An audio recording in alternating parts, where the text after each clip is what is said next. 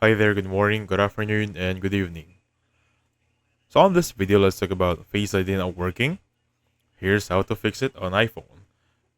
So I have a few steps for you to work around for this one. The first thing is check for updates. So basically, check on your general and go for software update. Now while you're in here, making sure there is no pending update for this one. Alright?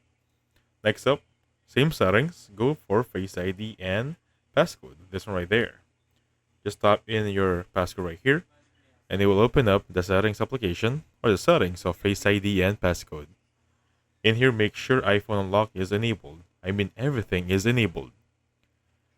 Now, once that's still not working, you need to set up an alternate appearance for Hearson and make sure set up a new one.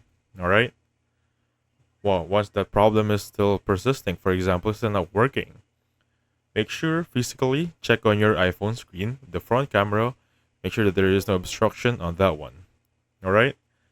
Once that's good and the problem still persists, restart your iPhone by holding on the power button and the lower volume at the same time. This force restarts the iPhone. And that's it. So thank you so much for watching. I'll catch you on the next one. Goodbye for now.